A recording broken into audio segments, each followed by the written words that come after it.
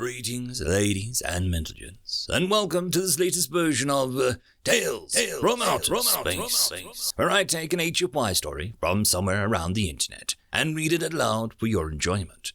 All the relevant links are down below. Like, subscribe, and all that YouTube comf to help this video and channel grow. Anyways, as always, I hope that you enjoy.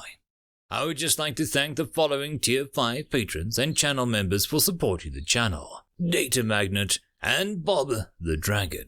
Thank you again. And now, on to the story. You just have to be more human. Written by Harris Todaro. I don't get it, Thrax said. How do they do it again? The team sat around the locker room with the quiet pallor of defeat hanging over them. The same way they do it every other time, Janip grunted as he loosened his synth suit by defying the odds. No one can defeat the odds that many times, Thrax argued, looking at his team. None of them said anything more than a shrug. They're humans, Nadil said with a soft voice. But it's against mathematical probability, Thrax said. The odds of them beating our best defenses for the last 23 years of war games. What's that? 1 in 3 billion? Goron, the analytical member of the team, started to correct his leader. 1 in 3,260,000,000. We get it, Aran interrupted. You don't need to go to the 10th decimal place. Again. Thrax looked at the only member of the group who hadn't said anything. The triplets. They looked at each other as if they were silently talking. Finally, Tria spoke up. You can have the best defensive plan, she said, and everything will go to plan, until the humans find a way to put a grenade up your smell organ. Most of the squad laughed at that. Boss, that was embarrassing, Haran muttered to Thrax. They just left the debriefing with the school's top officials, all of whom had praised the group's ability to last so long against the humans. You have done the Tragon Military Academy proud, Thrax said, imitating the school's top administrator. You lasted 5 seconds longer than any other Tragon War Games squad in the history of the War Games. Haran snickered quietly to herself, and Nadil, who was just in front of them, turned around to give him a shocked look. Thrax, she admonished, giggling slightly. Well, it's stupid, Thrax said. I'm sick of losing. 23 years we haven't even won a single match against the humans. As far as I know, the only people who have beat the humans are other humans. Do you know that they hold the competition to pick the team that faces our school's team? Why would they fight against each other? Garon said from behind them. What a waste of resources. They could have spent the time collaborating together to make themselves even better. There's a human, Thread said, pointing down the hall from them. Why don't we ask him? Though she said it sarcastically, Thrax thought about it for a second. Well, why don't we? Ginny frowned. Why would we? Well, we've tried everything else, Thrax said. Haven't we? Let's do it, Tria said. The rest of the squad looked at the other triplets, who nodded their heads in agreement. Thrax looked around his team for dissent. Well, Aaron said. I was kidding, but whatever. Thrax looked at Goran, who shrugged. We've never tried collaborating with our enemy before, he said. Not that I'm calling our allies our enemies, but in the war room there, we get it, Thrax said, cutting him off. I'm okay with it, Nadil said. Everyone turned to look at Janip. What? He said. Well, Thrax asked him. Janip groaned and rolled his eyes. Bullshit, he said. Let's just get it over with. Alexander sat patiently outside the restroom, waiting for the rest of his team to return. Somewhat bored, he gazed around the Trojan architecture. It was very utilitarian. Not that he was unused to that, or that it was very different from the designs found at his academy. Looking down the hallway, he saw a large group of Trojans walking towards him. By the way they were staring at him, he figured that they might want something. Most of them had serious looks on their faces, or what passed for serious in the Tragon culture, and Alexander felt suddenly very alone. Calmly, he looked down at the wristpad and typed a few commands into his teammates. He also activated the microphone so they could hear anything that was about to happen. Human, one of the Trogons said, We would like to talk to you. Sure, Alexander said. What's in your mind? We have heard that your school holds a competition to choose the team that comes to face us every Star Revolution. Why? Alexander frowned. Well, why wouldn't we? We want the best team, don't we? But that is wasteful of time and resources, one of the Dragons said. Why don't you just choose the best soldiers? Well, Alexander said, okay, hold on. Back up. The Dragons looked at each other and took one step back. This made Alexander smile. No, he said. That's just a thing us humans say. It means, let's move back the conversation a little bit. The Dragons looked at each other again. How do you guys choose who the best soldiers are? Alexander asked. I mean, what's the process? How did you guys get put on a team? Well, one of the Dragons said, I was chosen to lead because I scored highly on various leadership qualities. Goron was chosen because of his analytical ability. Okay, Alexander interrupted. I think I get it. For us, it's totally different. We enter the academy when we're 8 years old, and immediately we're put into squads. For the next 4 years, we're moved around until they find a group that really fits well together. After that, the group spends all of their time together, practicing squad maneuvers, target practice, learning to work as a team. The Dragons were listening with an all-consuming interest. Every year, all squads over 16 years of age end up participating in the school war games competition. The victors come here to face your team and go on to face the teams from the other human military academies. But, the Dragon called Goron said, you waste all the time with the team maneuvers and practice. Couldn't you spend that time studying and learning? We are studying, Alexander said. We are learning. We're learning to trust each other, learning how to react quickly, learning how to adapt to new situations. There is no better teacher than experience. The Dragon sat silent for a moment.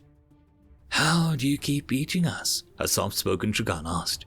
Every time we think that we have the best defense, and you just tear us apart. Alexander laughed. Well, sometimes the best defense is a good offense. But your plan had a 5.6% chance of success, the Dragon called Goron said. Well, yeah, Alexander said, but that's just the odds. Sometimes you gotta take a little risk. The rest of Alexander's team chose that moment to reappear. Sergei, the tallest of the group, walked up and put his hand on Alexander's shoulder. You ready to go, Chief? Yeah, man, Alexander said. Just chatting with the Dragons here. Is everyone ready? Another one of the humans, Rayma, stepped forward. All present and accounted for, he said. But we're ready to go AWOL if we don't get something to eat soon. Well, Alexander smiled. In that case, we'd better find some grub. He turned back to the Dragons, who were all watching the humans' interactions closely. It was good talking to you guys, he said. See you tomorrow, right? Yes, the lead Dragon said. Our last match. Good luck, Alexander said, with a smile and a wave. The best defense is a good offense, Jadip said. That doesn't even make sense. What makes more sense is my theory that they cannot properly comprehend probability. It's like that when we tried to read the humans' most revered military literature, Drax said. They kept saying that the best way to win a war is to avoid one, and other such paradoxical statements. The squad was gathered around their private strategy room. It was getting late into the night, and they would start to lose their operational efficiency if they stayed up any later than they already had. You're awfully quiet, Nadil said to Goron. What's on your mind? Could you bring up the film from the last match? Goron said. Nadil, who was closest to the terminal, shrugged and did as he asked. Thrax frowned as he stared at the squad analyst. When he got quiet, he usually got ideas. Go back to the first point where they broke through our defenses, Goron said. Nadil did as he asked. There, play it forwards, slowly. The team all looked at where Goron was pointing. They watched as one of the humans broke cover and charged the Dragon position, all while the other humans fired whatever they had at the Dragon position. They call it suppressing fire, Goron said. Our standard battle doctrine says that we should take cover and wait until their ammunition is depleted. However, while we do that, one of their teammates runs up and drops a grenade right next to Aaron. Don't remind me, Aaron said with disgust. After that, Goron continued, Our defenses fell apart because we were counting on Aaron to keep our fields of fire. And I would too, Aaron said testily, if that crazy human didn't come up out of nowhere. But he didn't come out of nowhere, Thrax said. He came from their position. How did he run through that crossfire like that? Nadeep said. Wouldn't he be worried about being hit by a teammate? That's what the human meant by trust, Tria said. He trusts them not to hit him. But we all know the probability distributions, Nadeep said, especially with the kinetic weapons. How can he be sure? Tria shrugged. I just do. Kind of like how I trust Dryer and Formal to save me a spot in the meal chamber if I'm going to be late. But you're never late, Nadeep said. But they would if I was, Tria said. How does this help us? Aaron interrupted. We already have trust. I trust all of you to cover your fields of fire and to implement your part of the strategy. That's how we're able to adequately protect our flag from attack. Look at the humans, Thrax said. Look at their fields of fire. Almost all of them overlap. That's inefficient, Janeep said. Yet efficiently kept our heads down, Goran said, long enough for one of them to break up our defense. So, what are you saying? I'm saying, Goran said, that I understand why they say it. Why the best defense is a good offense. Why? Because look at what we're doing, Goran pointed. Nothing. What is there for them to defend against? We spend all our time reacting to their attack, and we can't launch any of our own. So, Goran said.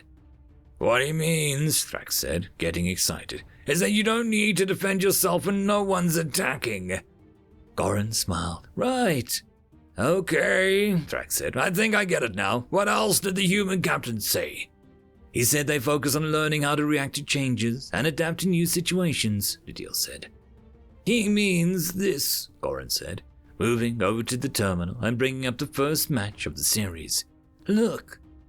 The team watched as the squad analyst adjusted the recording on the holotable until it got to the midpoint of the match. This is when Aaron took out the heavy gunner, Goran said. The heavy gunner is typically responsible for a large area on the battlefield, but when the human's heavy went down, there was no let-up, was there? The analytics on the holotable told them that there wasn't. I mean, in total volume of projectiles there was, Goran continued. But they organized themselves so that we still had to keep under cover. They call this redundancy, I believe. I call it waste, Janeep said. Right, Goran said. That's because we think differently from them. But what if we were wasteful? What if we were humans? Aaron snorted. Well, Thrax said. What if we were? No one said anything. Finally, it was Nadil who said something. Well, you said so yourself earlier, Thrax, that the only people who beat humans at war games were other humans, right? And so, Thrax said, maybe we need to be a little human to win here. But so what? Janeep said. We already lost. They already beat us in 2 matches. The third is more of a formality than anything else. Right, Thrax said. What do we have to lose? We already lost the series. But maybe we can do the impossible and win the match. The team looked at each other, trying to gauge what the others were feeling. Besides, he added with a smile, those are just the odds. Sometimes you have to take a little risk. End of story. And that, my friends, concludes this video. I hope that you enjoyed, and if you do, please consider supporting the author, even by popping over and leaving a thumbs up or a nice comment, just to show your appreciation for the story. However, if you wish to support this channel, there are links down below which will help immensely. I will see you all in the next one, and until then, I hope that you have a fantastic day. Cheers.